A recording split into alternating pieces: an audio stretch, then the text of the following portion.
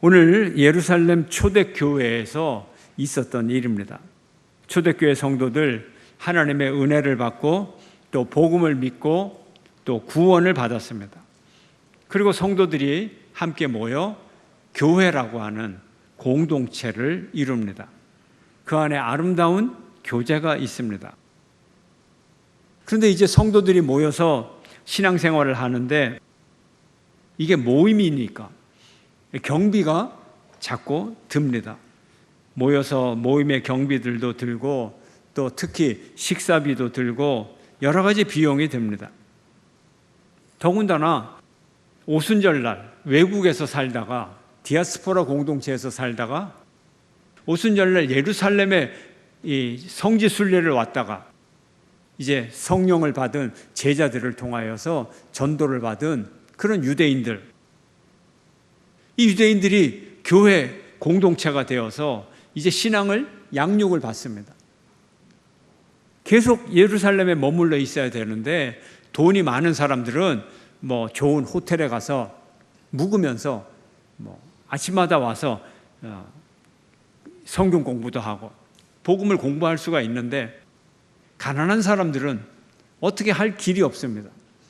그래서 먼저 믿은 이 성도들의 이 가정에서 가정교회를 이루어서 이제 그들이 숙박도 하고 그렇게 지냅니다.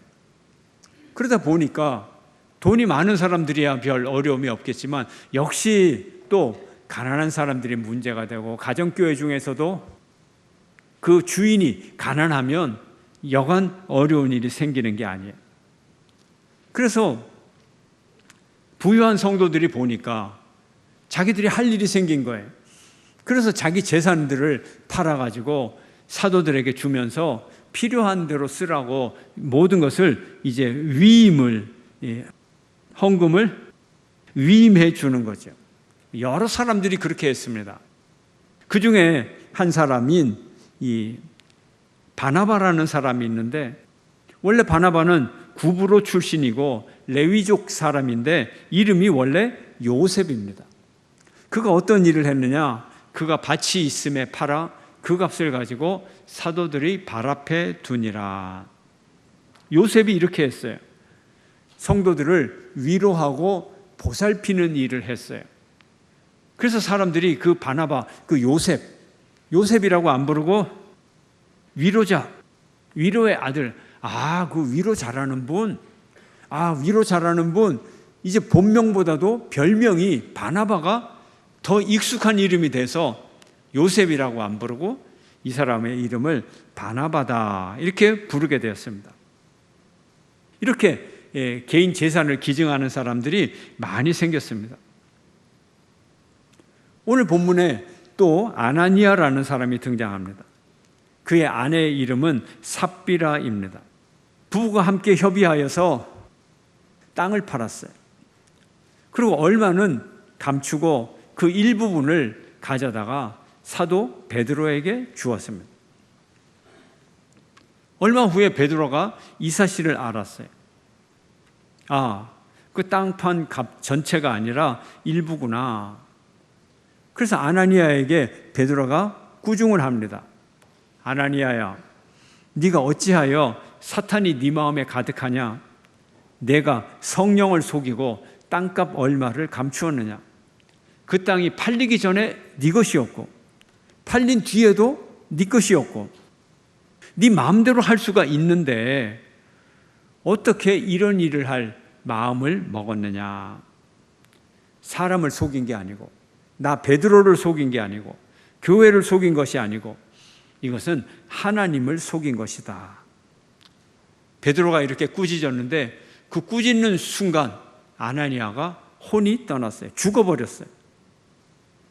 황급하게 장례를 치렀어요. 이 사람의 시체를 메어 나가고 지금 장지에 이제 시체를 메고 장지를 보냈어요. 3시간쯤 지나서 아내가 외출했다고 돌아옵니다. 남편이 죽은 사실을 전혀 알지 못하고 집에 들어왔어요. 베드로가 삽비라에게 묻습니다. 당신들이 헌금한 이것이 땅 판 그 값이 전부냐? 이 삽비라가 말합니다. 남편하고 약속한 게 있으니까. 네, 전부입니다. 그때 베드로가 또 꾸짖습니다. 왜 당신 부부는 함께 공모를 해서 성령님을 시험하느냐, 주의 영을 시험하느냐? 지금 네 남편이 3시간 전에 죽었는데 그 남편을 장례했던 그 사람들이 지금 문 앞에 다 와 있어. 그 실제로 이 말하는 순간 이 사람들이 문 앞에 와서 문을 똑똑 두들기고 들어오는 거예요. 이 사람들이 너를 즉시 매가리라. 뭐예요? 너가 즉시 죽으리라 예언을 하는 거잖아요. 정말로 삽비라가 죽었어요. 그래서 남편을 장례 지내고 온 그 사람들이 다시 급히 삽비라를 메고 장례를 지냈습니다. 이 소문이 금방 퍼지죠. 교회와 예루살렘에 이 온 소문이 퍼졌습니다. 지금 예루살렘에 있는 교회, 어떤 역사적인 상황 가운데 있는 교회입니까? 예수님의 십자가와 부활을 통해서 하나님의 새로운 역사가 일어났고, 오순절날 각 성도들에게 성령님이 임하셔서 완전히 새로운 역사가 시작이 되었습니다. 그리고 지구상에 전혀 없었던 새로운 공동체, 교회라고 하는 전혀 없었던 새로운 공동체가 생겨났습니다.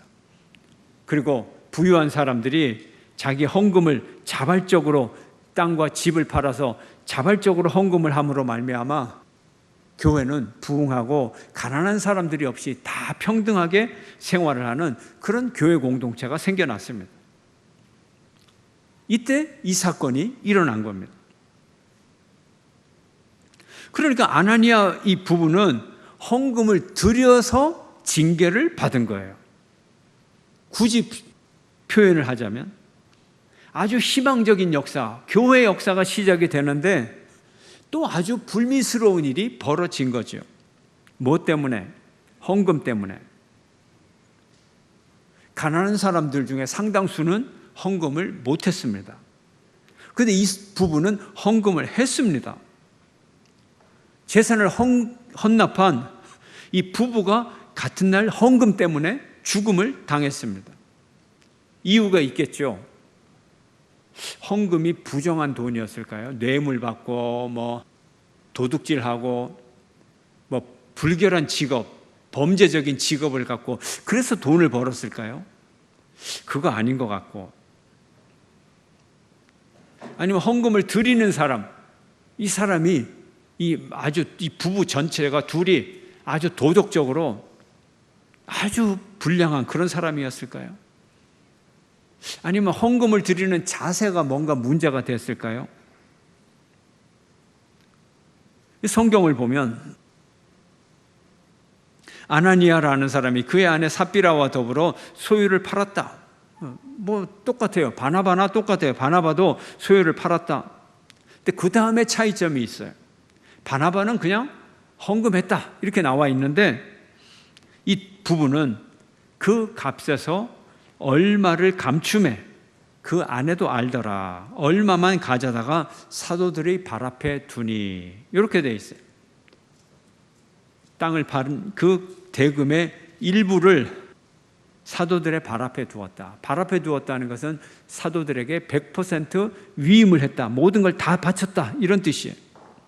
일부만 다 바쳤다. 이런 뜻이에요. 바로 여기에 문제가 있습니다.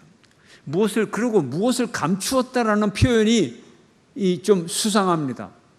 자기가 판매 대금 중에 일부를 헌금했다 이렇게 표현을 안 하고 일부를 감추었다. 아니 자기 돈인데 자기가 왜 감춥니까? 그래서 감추다는 단어의 뜻을 보니까 이래요. 따로 떼어둔다. 따로 떼어둔다. 그 남의 것을 가로챈다. 또 착복한다. 횡령한다. 이런 뜻이 가지고 있어요. 자기가 재산을 팔아서 그 일부를 횡령했어요. 착복했어요. 가로챘어요. 남의 재산을 착복한 것처럼. 여기에 힌트가 있는 거예요. 자기 재산을 왜 감추죠? 왜 떼어두죠? 왜 착복을 하죠? 여기에 의미가 있어요. 얼마를 감추었다는 거예요. 얼마. 정확치 않아요. 50%인지 70%인지 10%인지 알 수가 없어요. 무조건 떼어두었어요. 그럴 수도 있죠. 자기들 자유죠. 자기들 자유죠.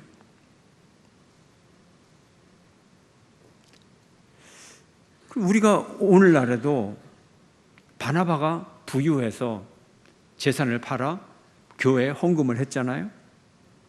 근데 바나바보다 더 부유한 사람들도 있어요.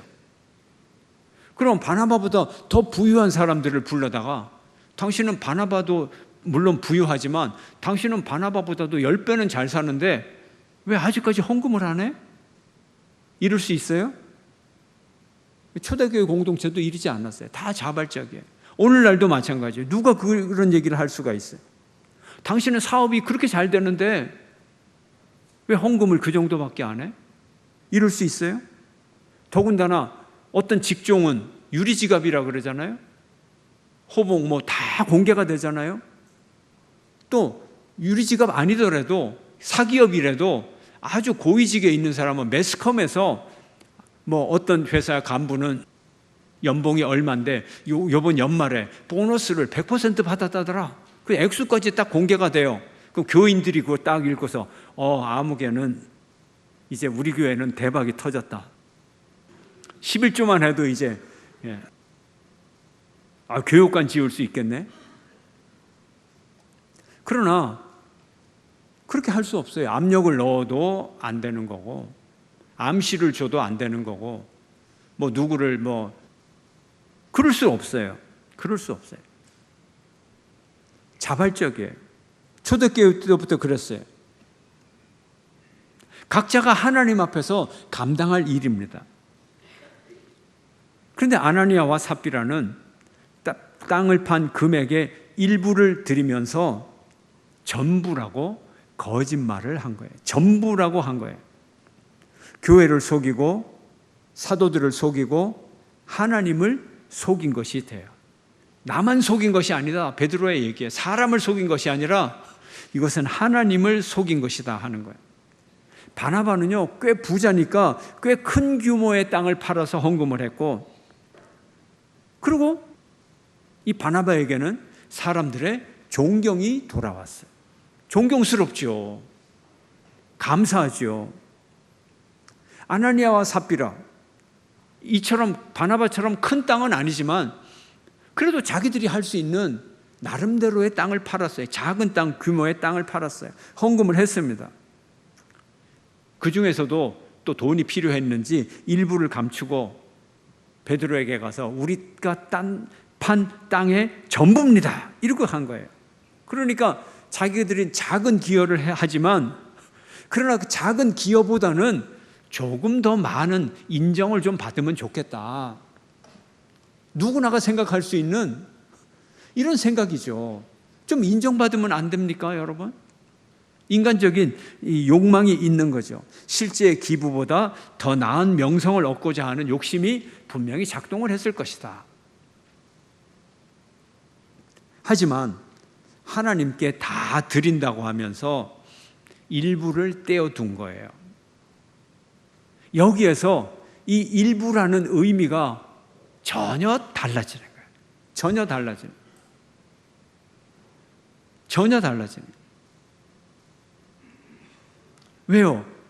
하나님에게 드린다고 하면서 하나님에게 모든 걸 드립니다. 그러면 이제 그 순간에 논리적으로 모든 것이 하나님의 것인데 그 중에 일부를 떼어놓았으니 그러면 이 누구 거를 떼어놓은 거예요? 하나님의 것을 떼어놓은 거고 하나님의 것을 횡령한 거고 하나님의 것을 착취한 게 되는 거예요. 이게 베드로의 말의 의미인 것입니다. 하나님의 것을 도둑질하게 된 거예요. 굳이 그렇게 할 이유가 뭐가 있느냐는 거예요. 하나님을 위해 교회를 위해 헌금한 것이 아니라 이 상황에서 보면 결국은 성도를 위해 헌금한 것도 아니고 자기 명예를 위하여 헌금한 것이 되는 거예요. 베드로가 이르되 아나니아야 어찌하여 사탄이 너의 마음에 가득하여 네가 성령을 속이고 땅값 얼마를 감추었느냐. 사탄이 너에게 가득했느냐. 성령에 순종하지 않고 왜 사탄의 음성에 순종을 했느냐. 너의 사악함은 네가 사탄에게 순종했기 때문이다. 첫째로 마음에 사탄이 가득 차서, 둘째로 성령을 속였기 때문이다. 이렇게 말하는 거예요. 거룩한 성도들의 모임인 교회에서 그렇게 행동을 했다는 거예요. 야고보는 우리에게 말합니다. 그런즉 너희는 하나님께 복종할지어다. 마귀를 대적하라. 그리하면 너희를 피하시리라. 그 어떤 일 가운데서도 땅을 사고 팔고 헌금을 하고 어떤 경우에서든 하나님께 복종하고 마귀를 대적하라는 거예요. 마귀에게 복종하지 말라는 거예요. 두 마음을 품지 말라는 거예요. 초대교회 성도들 재산을 헌납했죠. 다 한 게 아니라 그랬죠. 가난한 사람들은 하고 싶어도 못합니다. 그리고 재산을 헌납한 사람들 전 재산 헌납하지 않았어요. 물론 전 재산을 헌납한 사람도 있겠죠. 형편에 맞게 했습니다. 바나바는 정직하게 사도들이 발 앞에 두었습니다. 그들의 정권에, 절대적인 권한에 전권을 위임을 했습니다. 다 드렸어요. 조건이 없어요. 하나님께 온전히 드렸어요.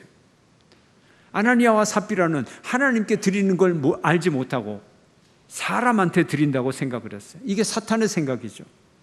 일부인데 전부라고 거짓말을 했어요. 너무나 순결한 이 깨끗한 공동체에 먹칠을 한 거예요. 첫 번째 거짓말을 하기 시작을 하는 거예요. 죄악이 들어오기 시작하는 거예요. 마치 아담과 하와의 범죄처럼 이 거짓말이 교회의 하나됨을 해치고 성령을 속이고 하나님의 거룩한 전인 교회에 큰 상처를 입힌 거예요. 헌금은 우리의 인격을 대표합니다. 우리의 믿음을 대표합니다. 하나님께 헌금 드리는 건 내 삶을 대표해서 드리는 거예요. 근데 여기에 사탄의 타협이 있었다는 거예요.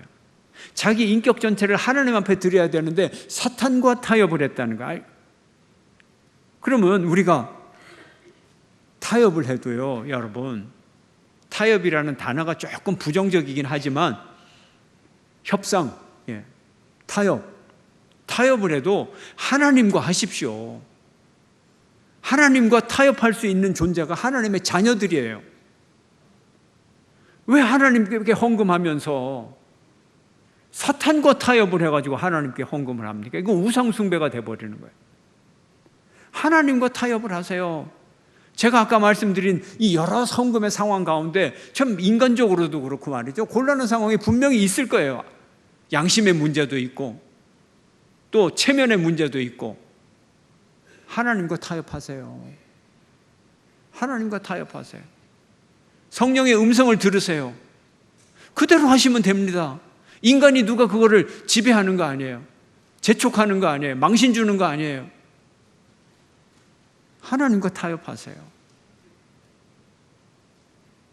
결과적으로 사탄과의 타협은 교회 순결을 해치고 하나님의 영광을 가리는 행동이었어요. 성령을 근심하게 만들고 사탄을 기쁘게 하는 일이었어요. 사탄에게 속았어요. 사람들이 이 죽음의 소식을 듣고 두려움에 떱니다. 두렵죠. 무섭죠, 여러분. 얼마나 무섭습니까? 근데 예루살렘 교회는 더 부흥합니다. 왜요?